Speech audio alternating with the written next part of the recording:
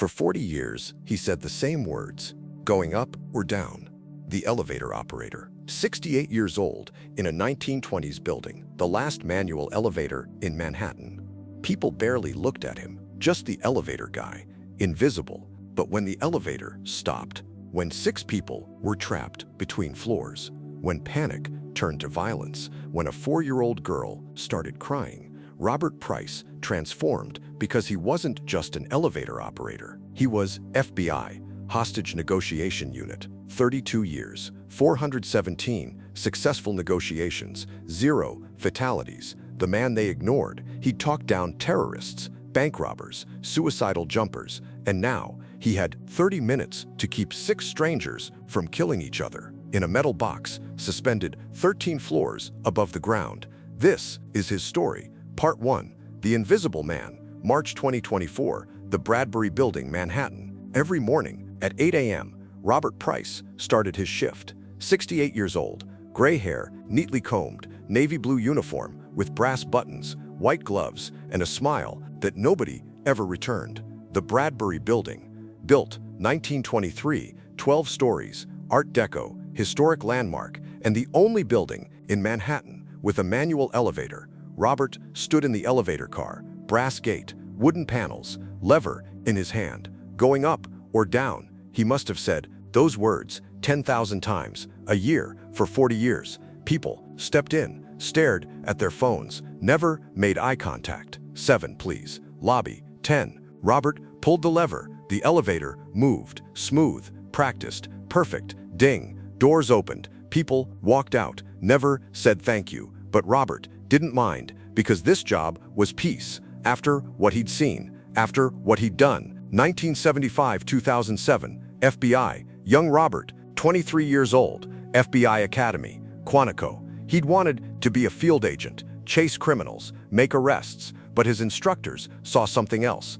Price, you have a gift. People listen to you, trust you. We need you in HNT, Hostage Negotiation Team. For 32 years, Robert talked to bank robbers holding hostages, to terrorists with bombs, to desperate people on ledges. 4117 negotiations, 4117 successes, 0 deaths. But in 2007, his wife Sarah died. Cancer, pancreatic, 6 months from diagnosis to death, and Robert retired. I've talked enough, he told his supervisor. I need silence, so he became an elevator operator.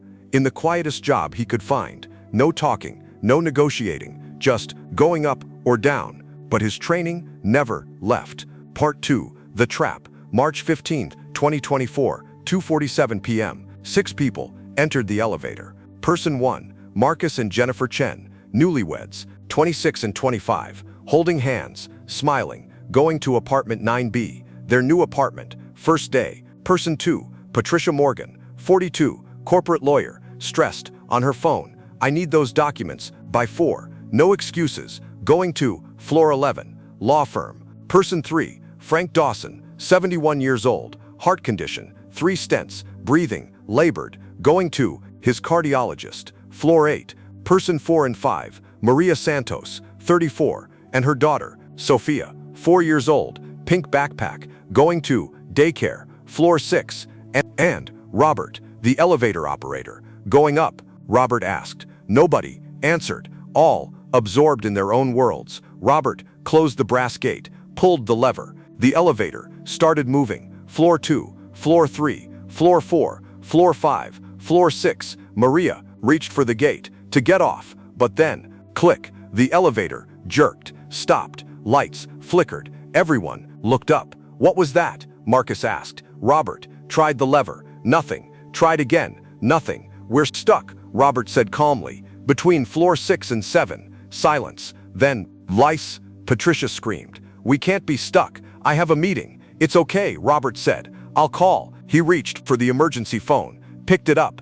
Dead. No signal. Patricia grabbed her cell phone. I'll call 911. She looked. No service. No service. How is there no service? Steel cage, Robert explained.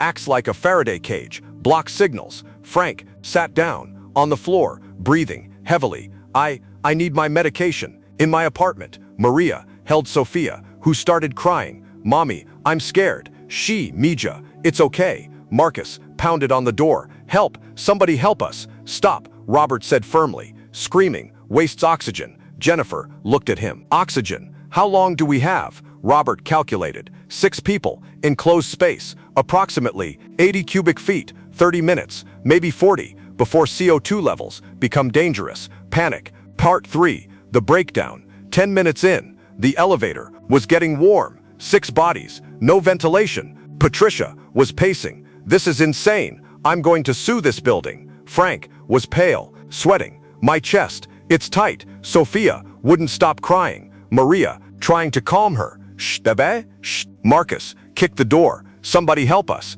Robert watched, calculating. He'd seen this before. Hostage situations, confined spaces, people breaking down. The stages: 1, denial; 2, panic; 3, aggression; 4, violence. They were at stage 2, moving to stage 3. 15 minutes in, Patricia rounded on Robert. This is your fault. You operate this piece of junk. Fix it. Marcus joined in. Yeah, you're the operator. Operate. Robert stride harder. Frank gasped. I can't breathe. He clutched his chest. Maria screamed. He's having a heart attack. Chaos. Robert moved fast, knelt beside Frank. Frank, look at me. Look at me. Frank's eyes found Robert's. You're having a panic attack, not a heart attack. I need you to breathe with me. In for 4. Hold for 4. Out for 4. Robert demonstrated. Slow, controlled. Frank tried, gasping at first,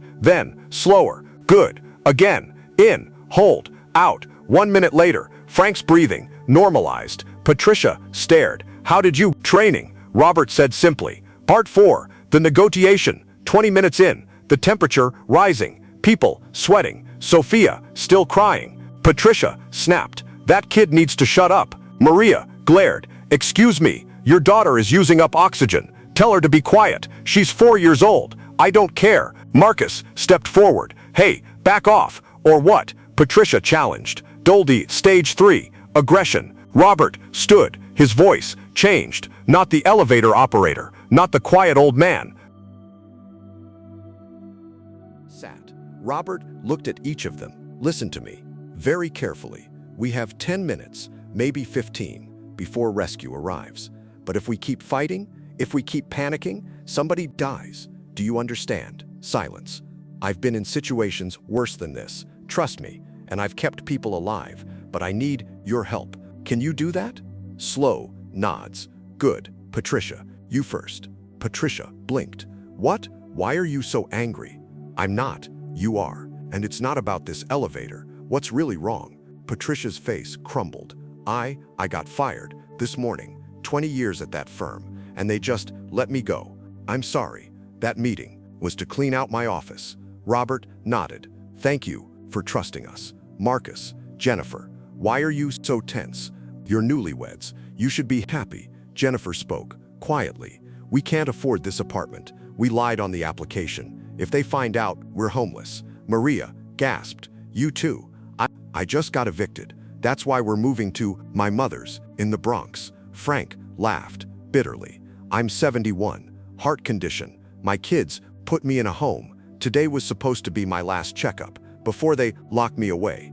Robert looked around at these 6 broken people. We're all scared, he said softly, of different things, but right now, we're in this together. And if we help each other, we all get out. 25 minutes in, Sofia stopped crying. Patricia was holding her, singing softly. Frank was calmer. Marcus was fanning him with a folder. Jennifer and Maria were talking, sharing stories, and Robert was listening at the door for rescue. 28 minutes in, sounds, voices, outside, fire department. Anybody in there? Yes, Robert shouted. 6 people, 1 cardiac patient, 4-year-old child. Hang tight, we're opening the doors. 30 minutes in, metal, screeching, the doors, PRY open, light, flooding in, firefighters reaching in. Come on, let's go. One by one, they climbed out. Outside the elevator, reporters, news crews, 6 people trapped in historic Manhattan elevator for 30 minutes. Patricia was interviewed. We would have killed each other, literally. But the elevator operator, he kept us calm. He saved us. A reporter asked Robert, "Sir, how did you stay so calm?" Robert shrugged, "Just doing my job." "But witnesses say you talked them down, like a professional. Do you have training?" Robert hesitated. Then Frank spoke up. Tell them who you are." Robert sighed. "I was FBI, hostage negotiation team, 1975 to 2007. Wade, reporter's eyes widened. "Wait, Robert Price, the Robert Price, 417 negotiations, 0 deaths? That was a long time ago. Why are you operating an elevator?" Robert looked at the old building, at the brass elevator doors. "Because I've spent 32 years talking people through the worst moments of their lives. And then I lost my wife, and I realized I needed silence, peace. This job gave me that. Until today." Robert smiled. "Until today." Epilogue. 6 months later, Robert still operates the elevator, by choice. But now, people know him. "Good morning, Mr. Price." "Thank you, Mr. Price." "Have a good day, Mr. Price." And once a month, the 6 people visit. Patricia got a new job, better firm, better pay. Marcus and Jennifer moved to an apartment they can afford, and they're happy. Maria found housing through a nonprofit. Patricia connected her. Frank didn't go to the home. His kids visited, realized they'd been wrong. And Sofia, she draws pictures of Mr. Robert, her hero. "You saved us," Patricia told him at their reunion. Robert shook his head. "No, you saved yourselves. I just gave you permission to be human." Because Robert Price learned the truth. Sometimes the most important negotiations aren't with criminals or terrorists. They're with ordinary people on the worst day of their lives, stuck in an elevator or anywhere else. And sometimes the most powerful words aren't "put down the gun." They're "I'm listening, I understand, we're in this together." The elevator operator, who was a legend, the negotiator, who saved lives, one conversation at a time. This is the story of Robert Price, the man who proved that everyone deserves